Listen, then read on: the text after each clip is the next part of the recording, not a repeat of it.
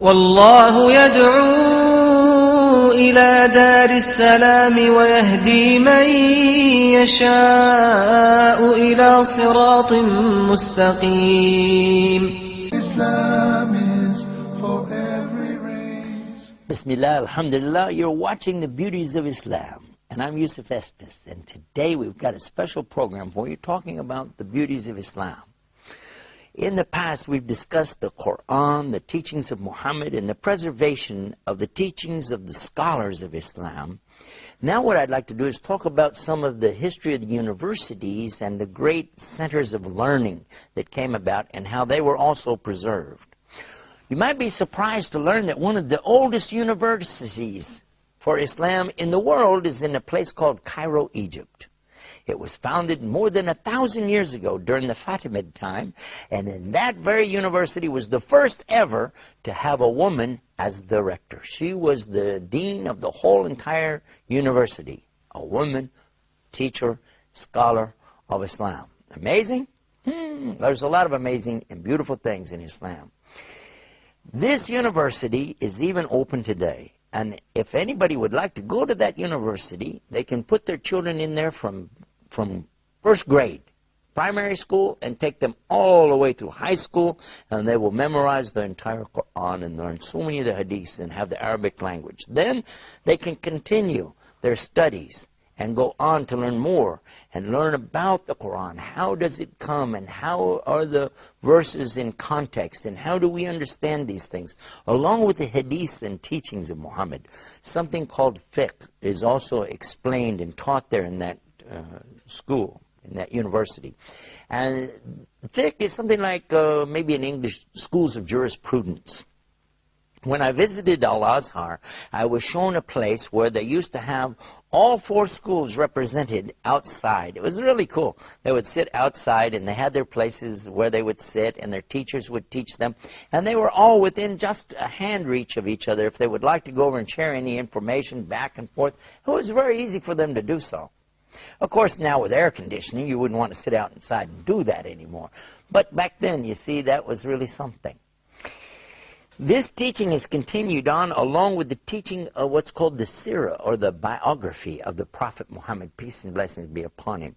Talking about his life from the time he was born, the time that revelation came to him, his contact with non-Muslims and their relationships, his migration to Medina, then the development of the full Islam as it comes, the companions and their stories, and then up to his death. Peace and blessing be upon him.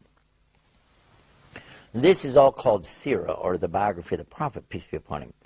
There are other things like, for instance, how to pronounce the words from the Quran called tajweed. Carefully being able to say it exactly as Prophet Muhammad, peace be upon him, said it, and as he approved of the pronunciations of his various companions. There are some different pronunciations that he permitted on certain words, and even this is known and taught at this great university called Al-Azhar.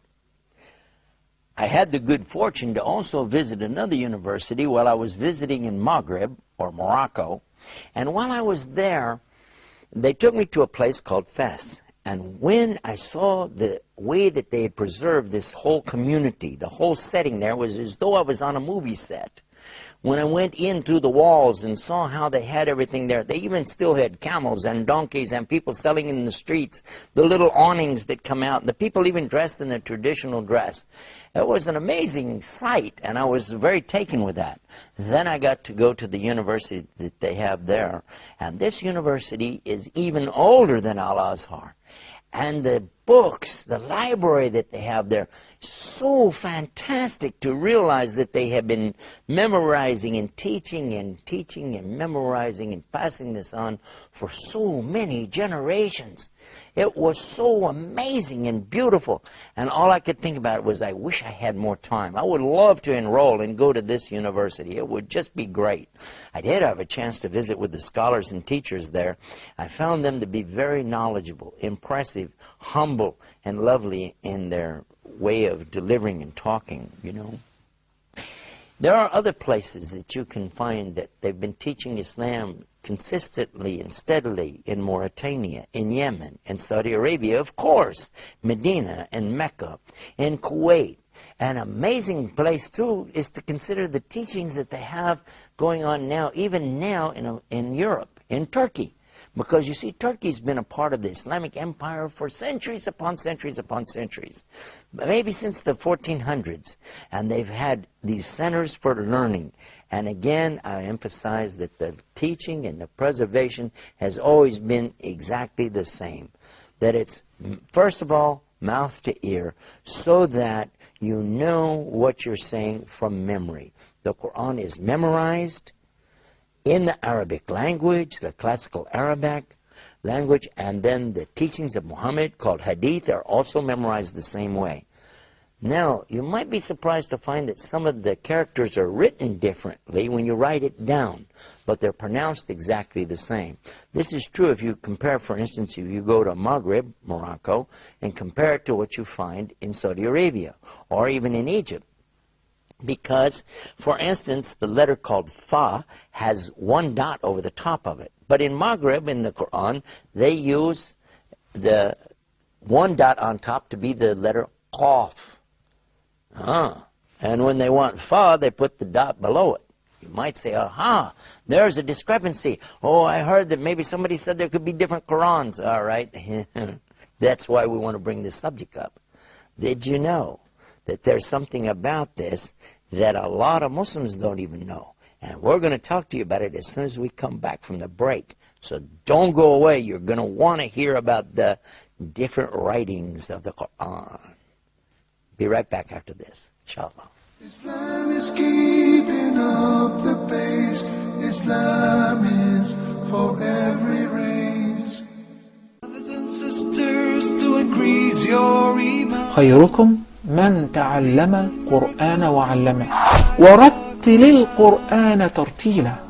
Learning how to recite the Quran properly, learning the meaning of what we recite, concluding the ahkam from the verses which we recite, trying to implement what we learn in our daily life.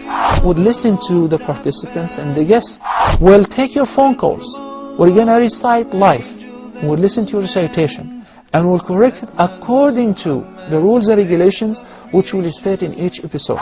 Now your dream will come true.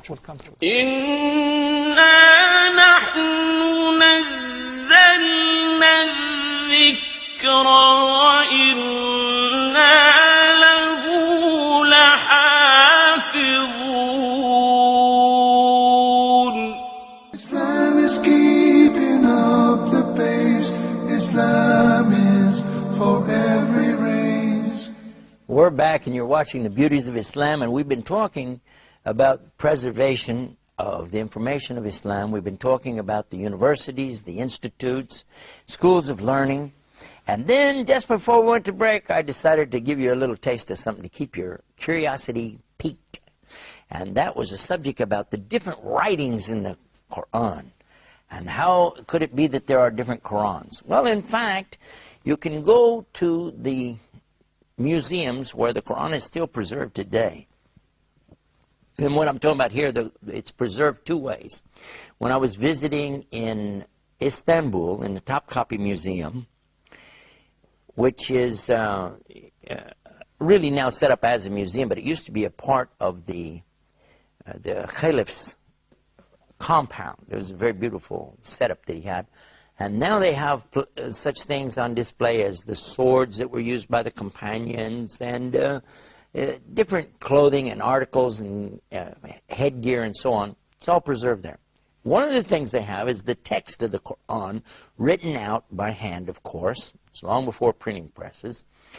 And you look at it and you'll say, wait a minute, that's not Arabic. I know Arabic. It doesn't look like Arabic. What is this? Well, they have the same thing exactly if you go to the museum, which is located in Tashkent, Uzbekistan. This is the home of the great imams, such as Imam Bukhari, Imam Muslim, Imam Tirmidhi, and many more. Now, in that place, you will find the Quran written there on exhibition. But you're going to say the same thing. This doesn't look like Arabic. And if you go to England, to the museum there, you're going to see again, this doesn't look like Arabic. The reason is because at the time of the revelation of the Quran, none of the Arabs used any tashkil marks, and it was assumed that if you could read and write in Arabic, you knew how the structure of the sentences and words were, that you would be able to pronounce it. You see, there are no vowels in Arabic.